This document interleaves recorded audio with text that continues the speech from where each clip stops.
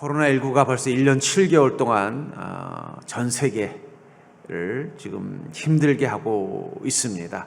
이제 좀 나아지겠거니 했는데 더 나빠지는 상황들을 보면서 사람들은 걱정하고 근심하고 있는데, 걱정하는 사람 따로 있고 걱정 안 하는 사람이 따로 있는 것 같아요.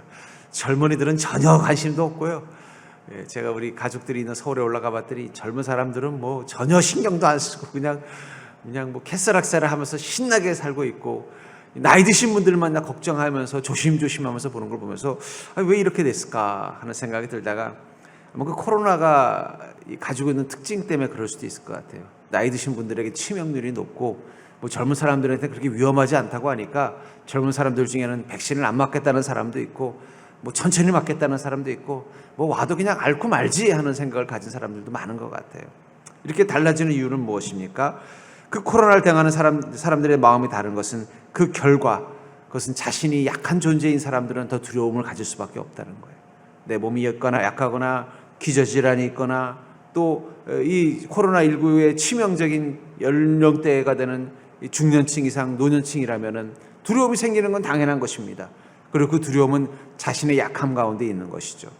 그러나 젊은 사람들은 어떻습니까? 뭐 젊은 사람들은 걸려도 큰 일 없다고 생각하니까, 두려움이 없으니까 함부로 행동하는 것일 것입니다.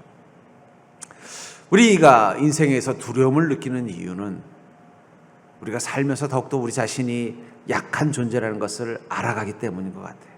그렇죠? 어릴 때 애들은요, 맨날 목에다 빨간 보자기 매달고 슈퍼맨 놀이하면서 다녀요. 애들이 그런 거 하는 이유는 뭐냐면 자신은 그런 존재일 거라고 생각하는 것입니다. 그러나 나이를 먹을수록 어떻게 돼요? 자신이 얼마나 연약한 존재인지, 약점이 얼마나 많은 존재인지, 육신뿐만 아니라 마음과 영까지도 약한 존재라는 걸 깨달아가기 때문에 점점 더 두려움이 많아질 수밖에 없는 것입니다. 우리 그리스도인들도 그렇죠. 우리가 비록 믿음이 있지만 그러나 우리는 연약한 흙으로 빚어진 존재이기 때문에, 또 죄로 인하여 타락한 영혼을 가진 자이기 때문에 우리는 우리 인생 가운데 두려움을 느낄 수밖에 없다는 것입니다. 그럼에도 불구하고 우리 그리스도인이 세상 사람들과 다른 것은 그 두려움을 이겨낼 수 있는 힘을 가지고 있다는 것입니다. 이 사사기가 우리에게 주는 교훈은 바로 그것이에요. 사사기에는 이 사사시대 때 있었던 이스라엘 민족은 계속해서 새로운 적에게 끊임없이 괴롭힘을 당합니다.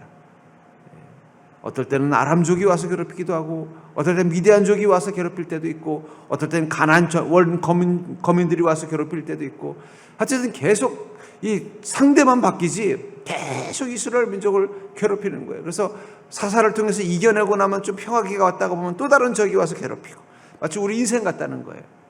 근데 중요한 건 이 사사기를 통해서 깨닫는 것은 그 속에서, 그 어려움 속에서 힘들어하지만 그들은 좌절하지 않는다는 것입니다. 포기하지 않는다는 거예요. 그들은 다시 한번 주님께 무릎 꿇고 부르짖으며 주님의 은혜를 구하는 순간 주님은 그들의 힘이 되어오셔서 그 문제를 싸워 승리하게 만들어줍니다. 이 사사기 시대가 끝나고 나서 왕국 시대가 돼서 사울 왕을 거쳐 다윗 왕이 됐을 때 이스라엘은요, 이제는 주변 나라에게 시달리는 약한 나라가 아니라 애국과 같은 주변의 강대국도 함부로 할 수 없는 거대한 나라로 성장하게 됩니다. 근데 그게 단지 다윗 한 사람이 용맹하고 위대한 왕을 만나서 그런 게 아니에요. 다윗이 왕이 될 때까지 이 사사기의 시대를 통해서 이스라엘 민족은 많은 어려움들을 겪었지만 그 어려움이 그들을 더 약하게 만들고 더 좌절하게 만드는 게 아니라 그들을 더 강하게 만들어가는 것입니다. 이 사사기 시대를 통해서 이스라엘 민족은 싸움의 기술을 배운 거예요. 그냥 농사나 짓는 농부가 아니라, 오랫동안 애굽에서 종살이 하던 노예가 아니라, 광야에서 40년 동안 떠들이 생활하던 노숙자 같은 존재가 아니라 수많은 적들과 끊임없이 싸우다 보니까 자기도 모르게 강력한 용사로 성장해 나가는 거예요. 그걸 토인비라는 역사학자는 도전과 응전이라고 하면서, 역사는 언제나 도전과 응전의 역사다. 누군가 도전해오면 거기에 응전, 반응하는 민족은 살아남고 오히려 또 강해져서 그 도전에 공격했던 이들을 정복하고 또 주인공이 되고 또 다른 도전이 나타나고 한다는 그런 역사적인 해석 관점도 있습니다만, 이 사사기야말로 그렇다는 거예요. 많은 고난들을 겪지만 그 고난 가운데 그들은 쓰러지지 않고 더욱더 하나님을 의지하는 믿음을 갖고 주님이 주시는 능력으로 무장되어져 가면서 점점 강해져 간 것입니다. 그 강해짐의 정점에 이른 게 바로 다윗 왕 시대라는 거예요. 그리고 다윗 왕이 됐을 때는요, 주변 모든 나라를 다, 이스라엘을 괴롭혔던 모든 나라들을 다 복속시키고 주변의 강대국까지도 함부로 할 수 없는 그런 강한 나라로 성장할 수 있었던 그 배경은 이 사사의 시대가 있었다는 거예요. 그리스도인들도 그렇습니다. 그리스도인의 인생에 문제가 없는 게 아니에요. 끊임없이 우리는 우리 인생의 적들을 만나야 될 것입니다. 그리고 그 적들에 의해서 우리는 끊임없이 고통받고 어려움을 겪지만, 그러나 그리스도인은 절대로 절망하지 않습니다. 그리스도인은 그 문제 때문에 절대로 포기하지 않습니다. 오히려 그럴수록 그리스도인은 마치 매를 맞는 팽이처럼 더 굳건한 믿음을 가지고 더욱더 주님의 은혜를 사모하면서 더욱더 성령의 충만함으로 무장되어서 더 강한 믿음, 더 강한 인생, 더 놀라운 주님의 은혜를 경험하는 인생으로 바뀌는 것입니다. 그렇기 때문에 그리스도인은요, 좀 환난을 만나야 힘이 생기는 존재들이 그리스도인인 것 같아요. 어쩌면 이 코로나야말로 우리 그리스도인의 믿음을 새롭게 무장시키는 시간일지도 몰라요. 너무 오랫동안 이 땅에 평화가 있고 풍요로움이 있어서 그 믿음이 약해져 있던 우리 그리스도인들이 다시 마치 사사시대를 겪었던 이스라엘 민족들처럼 그 어려움과 문제 가운데서 새롭게 더 온전한 믿음, 더 강한 믿음으로 성장해 나가는 기회가 된다는 것입니다. 그렇다면 우리는 어떻게 인생의 문제와 싸워 더 강해지는 존재가 될 수 있을까요? 어떻게 이 사사시대 때 이스라엘 민족은 자신들을 괴롭히는 주변의 여러 민족들의 그 시달림 속에서 더욱더 강한 믿음을 갖게 되고 더 강력한 힘을 갖고 그 문제와 싸워서 승리하는 인생으로 바뀔 수 있었을까요? 오늘 본문은 특별히 미디안 동맹군, 그 핍박에 시달리던 이스라엘 민족, 그들에게 하나님께서 기드온이라는 사사를 주시고 그 기드온이라는 사사를 통해서 그 미디안 동맹군들을 다 물리치고는 다시 한번 그 땅 가운데 하나님의 평화가 임했던 이 사건을 통해서 우리 인생의 문제 가운데서 역사하시는 성령님, 그것을 통해서 우리를 더욱더 강건하게 만들어주시는 하나님의 은혜가 무엇인지를 깨닫는 믿음이 되기를 주의 이름으로 축복합니다. 먼저 우리 기드온을 사사로 쓰신 하나님을 통해서 경험하는 성령님의 모습, 그것은 바로 성령님은 우리의 두려움을 아시는 하나님이시라는 거예요. 성령님은 우리의 두려움을 아시는 하나님이라는 사실입니다.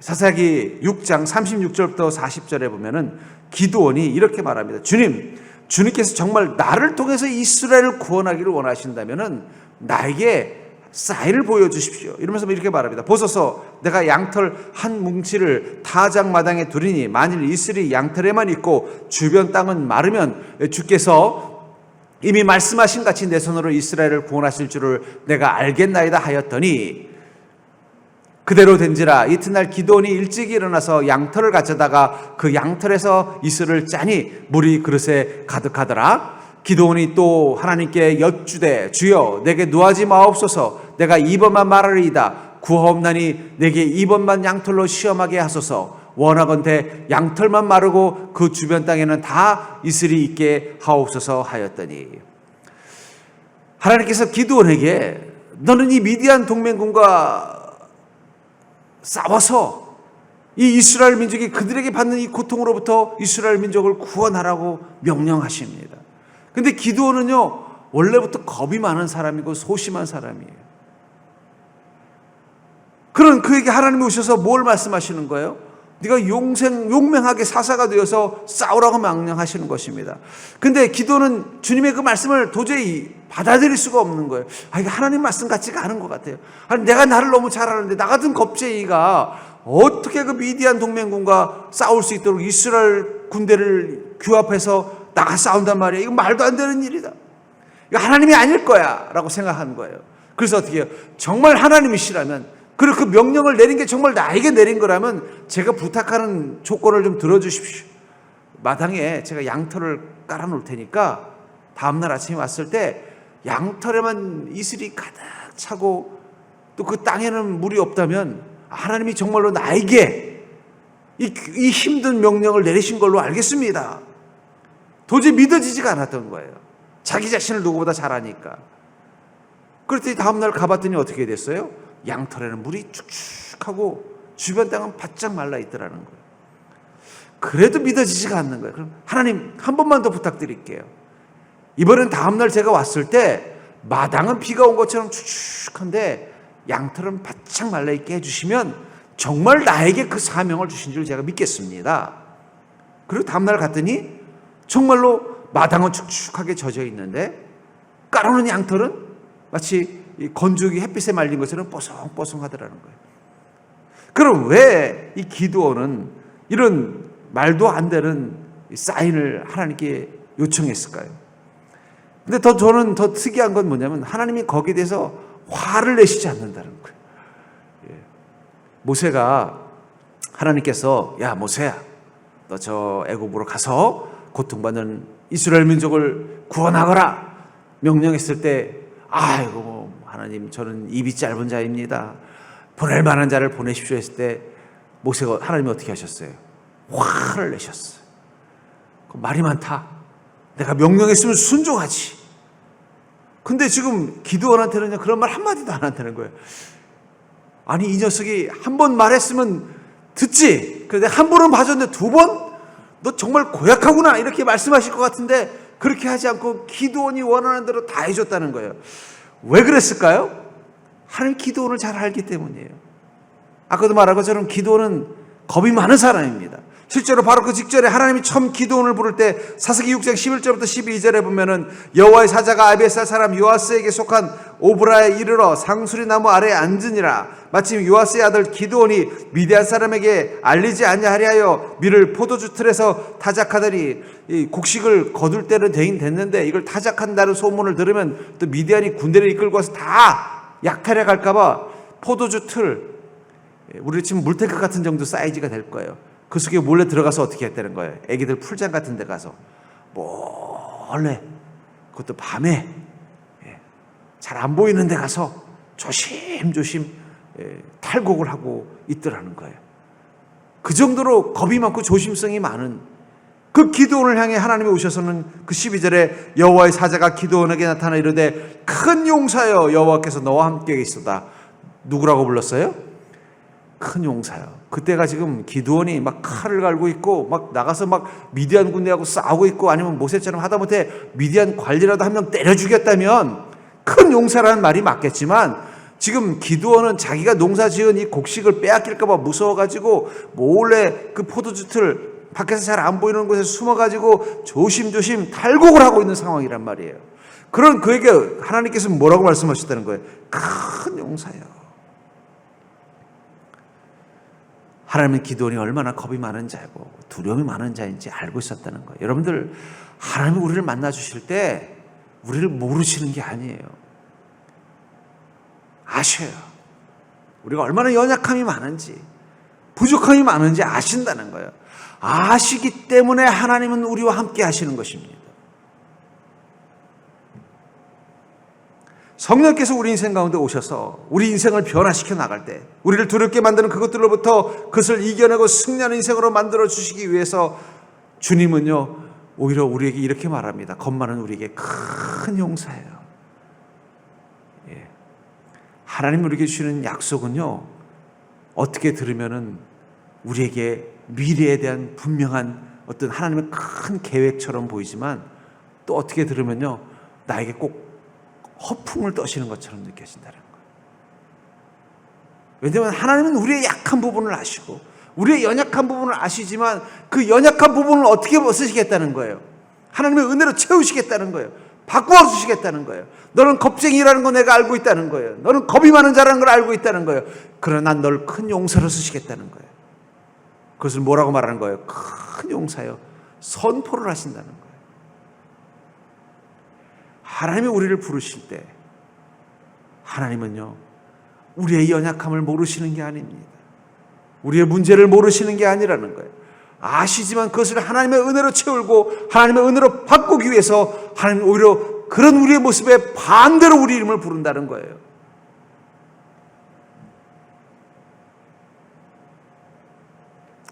두려움이라는 것은 어쩌면 우리의 연약한 부분에 대한 알레르기 반응일 수도 있다는 거예요. 우리 마음에 우리 연약함을 우리가 알고 있어요. 내 약점이 무엇인지를 알고 있다는 거예요. 그 약점이 사람들에게 드러나는 게 두렵고, 그것 때문에 사람들에게 어떻게 보면 내가 어떤 공격을 당하는 게 두렵고, 또 그것 때문에 내 인생에 어려움이 생기는 걸 두려워하는 것은 바로 내가 내 약점을 알고 있기 때문입니다. 그러니까 두려움이 많은 사람은 약함이 많은 사람이에요. 강호동 같은 사람은요, 별로 이렇게 누구를 만나도 겁나 보이질 않잖아요. 그렇죠? 근데 좀 작고 왜소한 사람은요, 조금만 강한 사람만 보면 괜히 겁이 나는 거예요. 왜 그렇습니까? 자신의 약함을 알기 때문이죠. 어쩌면 두려움이라는 것은 우리 약함에 대한 알러지 반응이에요. 자신이 알고 있는 그 약함, 그것이 자신의 인생에 피해가 될까봐, 위험 요소가 될까봐, 그것을 사람들이 알았을 때 자기를 비난하고 공격하고 조롱할까봐 두려워하는 것입니다. 그 두려움을 통해서 그걸 더 감추려고, 안 보이려고 노력하는 게 두려움일지도 모른다는 거예요. 근데 중요한 건 하나님은 그런 우리의 두려움, 그 약한 부분 가운데 어떻게 하신다는 거예요? 난 그것을 바꾸어 놓겠다는 거예요. 너의 그 약한 부분을 너의 강한 부분으로 바꾸어 놓으시겠다는 거예요. 너의 그 두려움, 겁이 많고 용기 없는 기드온의 그 약한 부분을 용사로 바꾸어 놓겠다는 거예요. 그것을 위해서 내가 너와 늘 함께 하겠다는 것입니다. 너의 인생을 바꾸어 놓겠다는 거예요. 그런 의미에서 성령님은요, 마치 운동선수에게 코치 같은 거예요. 쟤는 보니까 정말 더 훌륭한 선수가 될 것 같은데 자신의 강점이 뭔지를 모르고 그 약점 때문에 힘들어하는 걸 보면서 와가지고 어떻게 해요? 그것들을 바꿔나가는 역할을 하는 게 코치인 것처럼 성령님은 우리 인생의 코치이십니다. 우리 인생을, 우리의 그 약한 부분이 우리 인생을 불행하게 만들고 우리 인생을 초라하게 만들지 않도록, 오히려 그 약한 부분 때문에 우리는 더 강한 자가 될 수 있도록 만들어주시기 위해서 성령 하나님, 우리와 함께 하시면서 우리 인생 가운데 계시면서 오히려 우리에게 소망을 선포하시고 우리의 미래를 선포하시는 거예요. 너는 큰 용사다. 너의 그 약한 부분을 내가 큰 은혜로 쓰겠다고 말씀하신다는 거예요. 그 순간 우리의 두려움은 사라집니다. 왜냐하면 그것을 하나님이 쓰신다는 거예요. 기도원이 그 말을 들었을 때 얼마나 놀랬겠어요. 내 평생의 숙제가 용사가 되어보는 거예요. 겁쟁이라는 이 딱지를 떼고 싶은데 성령께서 오셔서 뭐라고 말하는 거예요? 너는 큰 용사다. 큰 용사여, 하나님이 너와 함께 할 것이다. 여러분들, 성령님은 우리의 약함을 알고 계셔요. 여러분들의 두려움은 여러분들의 약함 때문에 반응하는 것입니다. 그렇다면 우리는 어떻게 해야 될까요? 성령님 앞에서 우리의 약함을 보여주셔야 돼요. 왜 하필이면 기드온이 가장 소위 전문 용어로 쪽팔릴 때 나타나셨을까요? 예? 좀 그래도 좀 기드온이 좀 사람이 좀 뭔가 좀 폼이나 보일 때, 하다못해 뭐 좀 나가서 좀 누구랑 좀 말싸움이라도 좀 할 때라든지, 아니면 좀 그 무거운 물건을 좀 척척 곡식에 창고에 쌓으면서 좀 힘자랑 좀 할 때쯤 나타나서 큰 용사여라고 말했으면은 기드온이 조금 체면이라도 덜 구겨질 텐데, 하필이면 자기가 가장 초라해 보일 때, 가장 겁쟁이처럼 보일 때 오셔가지고는 큰 용사여라고 말씀하신다는 거예요. 왜냐하면 그 가장 약한 부분이 하나님 앞에 드러나야 하나님은 그것을 바꾸시기 때문입니다. 여러분들의 약한 부분들, 그들을 세상에는 여러분들 감출 수밖에 없을 수도 있겠죠. 사람들이 그것을 알면은 내 자신이 더 초라해지고, 사람들이 그것을 알면 오히려 내가 약점이 돼서 사람들에게 오히려 조종당할 수도 있고 지배당할 수 있는 그 내 안의 약한 부분, 그리고 늘 감추고 살면서 늘 내 인생에 대한 두려움을 평생 고질병처럼 안고 사는 인생이 아니라, 이제는 그 약함을 하나님 앞에 가져오자는 거예요. 하나님 그것을 다루시기를 원하십니다. 그것을 바꿔놓기로 결심하셨습니다. 그분에게 여러분들의 약함을 내어놓는 순간 성령님은 그 약한 부분들을 하나님의 은혜로 바꿀 수 있도록 준비하시고 역사하십니다. 그렇기 때문에 약함을 가지고 있는 우리 인생 가운데 계신 그 성령님은요, 우리 인생을 바꿔놓기 위해서 우리의 삶 속에서 역사하십니다. 그렇기 때문에 우리가 경험하는 성령의 하나님은 우리의 상황 속에서 발견하는 하나님의 일하심을 경험하게 하는 하나님이시라는 거예요. 하나님께서는 우리 인생을 큰 용사처럼, 우리 인생을 그 문제 가운데 두려움 가운데 살지 않도록 바꾸어 주시기 위해서 우리의 상황 가운데 역사하시고 일하시는 하나님이 바로 성령님이시라는 거예요. 사사기 7장 10절부터 14절에 보면은 용기를 얻은 기드온이 미디안 군대가 쳐들어온다는 이야기를 듣고 이제 함께 싸울 이스라엘 군대를 소집합니다. 이스라엘은 모병제가 아니에요. 이스라엘은 모병제가 아닙니다. 우리처럼 나이가 되면은 다 군대 가서 군인으로 있는 상비군이 아니라 예비군처럼 전쟁이 나면은 모여라! 그러면 모이는 거예요. 근데 만약에 안 모이면 어떻게 돼요? 그럼 싸움을 못 하는 거예요. 그래서 기드온이 어떻게 해요? 주변에 각 지파별로 지금 미디안 동맹군이 쳐들어오고 있는데 나랑 같이 나가 싸울 사람들은 모이십시오. 라고 해서 모이게 했다는 것입니다. 근데 모아놓고도 보니까 걱정이 되는 거예요. 이 훈련도 제대로 받지 않은 이 농사나 짓던 사람들이 싸우겠다고 모였지만 지금 미디안의 군대들은 오랫동안 전쟁을 치러서 싸움도 잘하고 무기도 잘 갖추져 있는 거예요. 그리고 정작 자기 자신을 믿을 수가 없는 거예요. 그리고 또 걱정이 되는 거예요. 하나님께서 하라고 해서 나와서 저희 사령관이 되어서 사사가 되어서 이스라엘 군대를 이끌고 이제 미디안 동맹군과 싸우려고 하고 있지만 마음에 걱정이 되고 근심이 되는 거예요. 우리도 그럴 때가 있죠. 하나님이 용기를 주시고 믿음을 주셔서 그래 한번 우리 인생의 문제를 한번 싸워보자 하고 나가지만 어떻게 돼요? 걱정이 되는 거예요. 왜냐하면 우리 자신을 잘 아니까. 이거 해결이 될까? 이거 이겨낼 수 있을까? 이거 어떡하지? 막 걱정이 되는 거예요. 그 걱정되는 우리에게 하나님이 오셔서 또 이렇게 말씀하시는 거예요. 만일 내가 내려가기를 두려워하거든 내 부하 보라와 함께 그 진영으로 내려가서 그들이 하는 말을 들으라. 그 후에 내 손이 강하여져서 그 진영으로 내려가리라 하시니 기드온이 이에 그의 부하 보라와 함께 군대가 있는 진영 근처로 내려간즉 미디안과 아말렉과 동방의 모든 사람들이 골짜기에 누웠는데 메뚜기의 많은 수와 같고 그들의 낙타의 수가 많아 해변에 모래가 많음 같은지라. 기드온이 그곳에 이른즉 어떤 사람이 그 친구에게 꿈을 말하여 이르기를 보라 내가 한 꿈을 꾸었는데 꿈에 보리 한 떡덩어리가 미디안 진영으로 굴러 들어와 한 장막이 이르러 그것을 쳐서 무너뜨려 위쪽으로 덮으니 그 장막이 쓰러지더라. 그의 친구가 대답하여 이르되 이는 다른 것이 아니라 이스라엘 사람 요아스의 아들 기드온의 칼이라. 하나님이 미디안과 그 모든 진영을 그의 손에 넘겨주셨느니라. 걱정이 되는 그들의 기드온에게 너 그렇게 걱정이 되면 오늘 밤 너의 부하 한 명을 데리고 가서 한번 그 적진을 한번 정탐을 하거라 하고 갔더니 아니나 다를까 이 적진을 보니까 이게 군대가 막 수만 명쯤 돼 보이는 거예요. 뭐 메뚜기 같이 많았다 그러죠. 거기다 낙타라는 것은 그 타고 싸우는 것입니다. 우리로 치면 뭐 탱크 같은 거예요. 근데 이스라엘 민족은요 말도 제대로 없는 뛰어가서 싸워야 되는 변변찮은 이 군대를 가지고 싸울 수 없는 적이라는 거예요. 하나님 내려가서 보라고 하더니 나를 더 겁먹게 만드시네. 툴툴거리면서 몰래 들어갔더니 거기 보초병들이 모여서 얘기하는데 내가 어젯밤 그런 꿈을 꿨어. 그랬더니 야, 그 꿈은 이런 꿈이야. 기드온의 칼이 우리를 다 멸망시키는 꿈이다. 야, 어떡하냐? 깜짝 놀란 거예요.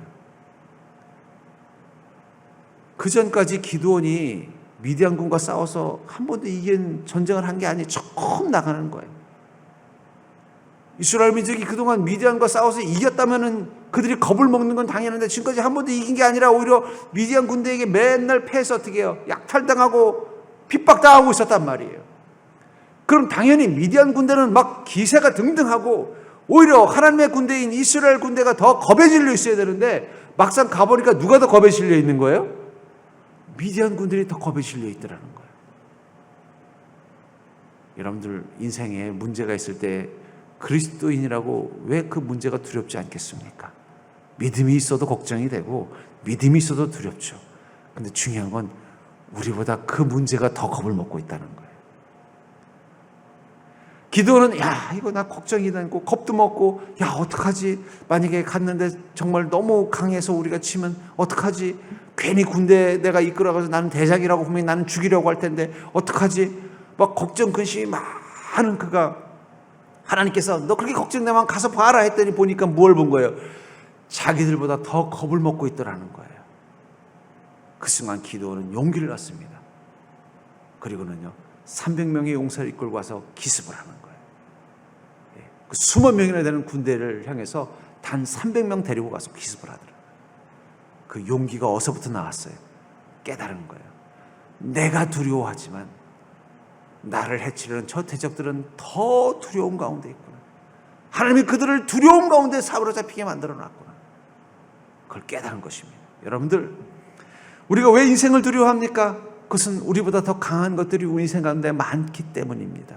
근데 여러분들, 하나님의 사람들은요, 두려워할 이유가 없습니다. 왜냐하면 하나님의 사람들에게는 하나님이 함께 계시고, 하나님은요, 우리가 그 어떤 것도 두려워하지 않도록 이미 역사하고 준비하고 계시기 때문이라는 거예요. 그래서 여호수아서 1장 5절에 보면 이렇게 말하고 있습니다. 내 평생에 너를 등이 대적할 자가 없으니 내가 모세와 함께 있었던 것 같이 너와 함께 있을 것임이니라. 내가 너를 떠나지 아니하며 버리지 아니하리니. 하나님께서 여호수아에게 뭐라고 말하고 있어요? 너 평생에 너를 등이 대적할 자가 없을 거라는 거예요. 왜 그를 대적할 자가 없습니까? 여호수아가 싸움을 잘해서 그런 게 아니라 하나님이 항상 함께 할 것이기 때문입니다. 나는 결코 너와 함께하고 떠나지 않으며 버리지 않겠다고 말씀하고 있다는 거예요. 그렇다면 너를 대적할 자는 없다는 것입니다. 여러분, 우리 인생을 대적할 것이 없는 이유는요, 누가 늘 우리와 함께하기 때문이에요? 하나님이 우리와 늘 함께하시기 때문이에요. 하나님이 우리와 함께하신 하나님, 우리를 대적할 것은 아무것도 없다는 것입니다. 여러분들의 인생의 문제, 여러분들을 두렵고 근심되게 만드는 그 모든 것들 아무것도 없다고 생각하십시오. 대적할 것이 없다는 사실을 깨달으십시오. 그것은 우리가 더 강해져서 그런 게 아니라 하나님의 더 강한 손이 우리를 붙잡고 있기 때문이에요. 여러분들의 인생의 문제를 잘 이겨내고 보니까 더 센 문제가 들어왔을 때 겁먹지 마세요. 아이고, 하나님, 지난번에도 이런 문제 때문에 근심하면서 지쳤는데 이건 제가 도저히 감당할 수 없습니다. 걱정하지 마십시오. 그때 그 문제도 여러분들이 강해서 해결한 게 아니에요. 하나님의 강한 손이 붙잡아줬기 때문입니다. 이번에 더 큰 문제는요, 더 걱정하지 마십시오. 하나님 더 강한 손으로 붙잡아줄 것입니다. 메르스도 사스도 뭐 어떤 것도 다 우리를 못 이겼는데 코로나라고 해서 아무리 더 강하다면 하나님은요, 더 강한 손으로 우리를 지켜주실 거라는 거예요. 그게 그리스도인과 세상 사람들의 차이예요. 그게 성령의 사람들과 성령님이 없는 인생의 차이라는 거예요. 우리의 강함은 우리에게서 나오는 게 아니라 우리와 함께 계신 하나님에게서 나오는 것입니다. 그것을 위해서 하나님은요, 우리 상황 가운데 이미 역사하고 계신다는 거예요. 기드온이 승리하도록 하시기 위해서 하나님 미리 가서 그 미디안의 군대들의 마음을 다 겁에 질리게 만들고 두려움에 질리게 만들어 놓은 거예요. 300명이 가서 소리만 질러도 겁먹고 다 도망갈 수 있도록 만들어 놓으셨다는 거예요. 우린 가서 뭐만 하면 되는 거예요? 소리만 지르면 되는 거예요. 마치 여리고 성벽 앞에서 이스라엘 민족이 나팔을 불고 고함을 지른 것처럼 소리만 지르면 다 해결되도록 준비해 놓으셨다는 거예요. 여호와 이래. 우리 하나님은 준비하시는 하나님이십니다. 여러분들 어떤 문제든지 그걸 너무 걱정하지 마세요. 저는 오히려 인생에 더 어려움이 있을 때마다요, 제 마음속에 기대감도 생깁니다. 야, 이런 문제는 내가 도저히 감당이 안 되는데 하나님은 어떻게 하시려나, 기대가 돼요. 그리고 바라보면요, 진짜로 하나님의 역사심이, 능력이 이미 다 해결해 놓으신 걸 보게 된다는 거예요. 얼마나 감사할 일입니까? 거기서 우리에게 필요한 것은 무엇입니까? 그것을 믿는 믿음, 그 믿음으로 나아갈 수 있는 용기. 기드온의 300명이 일당백이라서 한 사람당 100명을 죽여서 3만 명을 이길 수 있는 능력을 가지고 있기 때문에 미디안 군대와 싸워 이긴 게 아니라는 거예요. 그 300명은 두려움 없이 하나님의 명령 앞에 순종할 수 있는 믿음을 상징하는 것입니다. 그 300명도 가서 싸운 것도 아니에요. 뭘 했어요? 항아리를 깨고 횃불을 들고 소리만 질렀어요. 마치 여리고 성벽을 돌던 이스라엘 민족이 소리 지른 것처럼. 그 소리에 겁먹은 지들끼리 싸우다 다 죽어버렸다는 거예요. 그게 하나님이 우리 인생을 승리하게 하시는 방법이라면 우리에게 필요한 건 무엇입니까? 그것은 300용사와 같은 믿음만 있으면 되는 거예요. 적이 3만 명이든 30만 명이든 300만 명이든 주님이 가라고 하면 300명만 가지고도 갈 수 있는 믿음. 적이 100만 명이라도 아마 하나님께서 야, 300명도 많은 것 같다, 기드온 너 혼자 가라고 해도 이제 기드온은 혼자 갔을 거예요. 그전에는 300명 가지고는 불안해서 안 되는 거예요. 한 3만 명 정도는 주시면 내가 어떻게 싸워볼까 고민하고 있었는데 이제는요, 너 혼자 가라고 해도 혼자 갈 수 있는 믿음, 그게 믿음의 힘이라는 것입니다. 그 믿음의 힘은 무엇입니까? 하나님이 이미 승리하도록 다 만들어줬음을 믿는 것입니다. 여러분들의 인생 가운데 때로는 여러분들이 감당할 수 없는 큰 문제라고 생각되는 그 문제 앞에서 우리가 가져야 되는 것은 바로 그런 믿음입니다. 하나님이 내게 축복을 약속하셨다면, 하나님께서 그 문제와 싸워 이기도록 명령하셨다면, 하나님이 지금 내 삶 가운데 역사하신다면, 내가 하나님의 그 강한 팔을 붙잡기만 한다면 그 문제는 하나님의 능력으로 해결될 것을 믿고 우리는 담대한 믿음으로 한 걸음 한 걸음 나가는 것입니다. 겁먹지 마십시오. 두려워하지 마십시오. 하나님이 이미 다 해결해 놓으셨습니다. 그것을 믿는 믿음이 여러분들의 있기를 주의 이름으로 축복합니다. 만약에 기드온이 그 정탐하러 갔다가 그 보초병들이 하는 말을 듣고 이거 하나님이 우리를 이기게 해주겠구나라는 생각을 하고 돌아왔는데도 다음날 생각해보니까 또 걱정이 되는 거예요. 그래서 만약에 그 300명의 용사를 데리고 가다 말고 안 되겠다, 이번엔 좀 철수하자, 300명 가지고는 좀 무리인 것 같다, 가서 우리 한 3만 명 모을 때까지 좀 다시 준비를 하자 했다면 어떻게 됐을까요? 아마 미디안 군에게 처참하게 패배했을 거예요.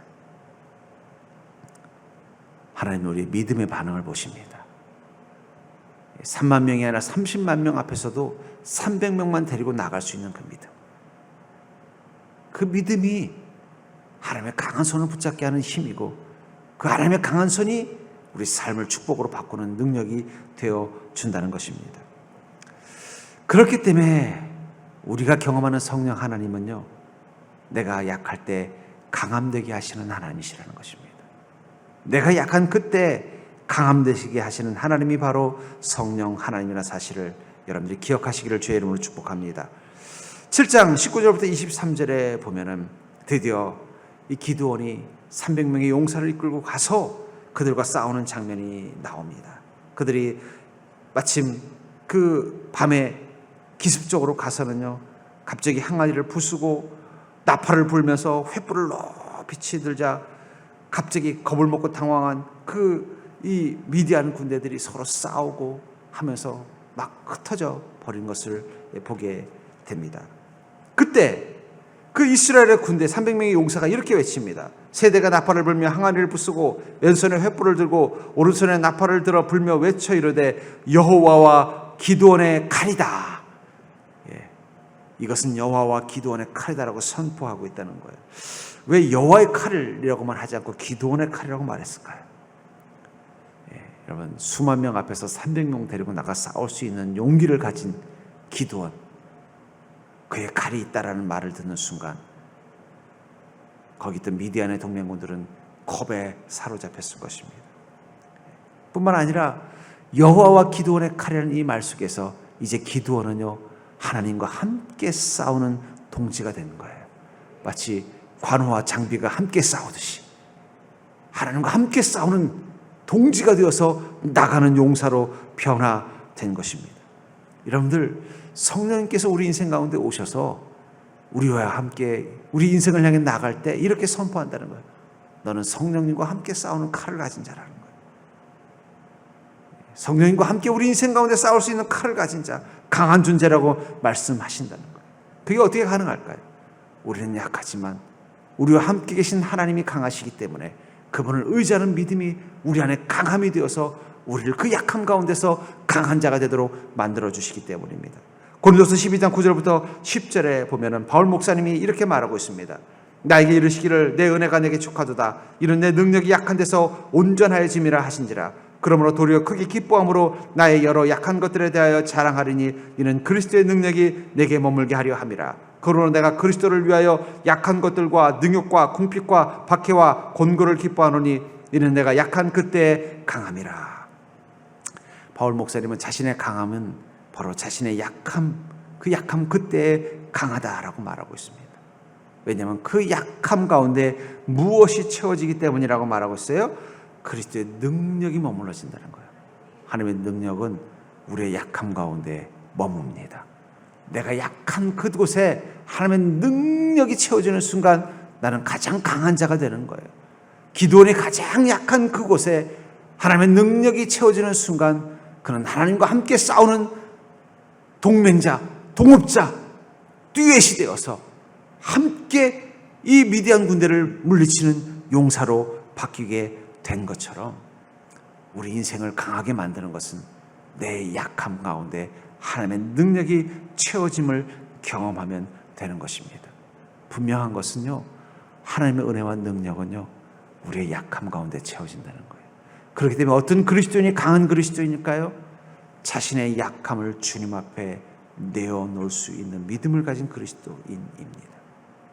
자신의 연약함을 주님 앞에 솔직히 내어놓고 주님의 은혜가 아니면 해결할 수 없음을 고백하는 믿음으로 주님 앞에 나가는 거예요.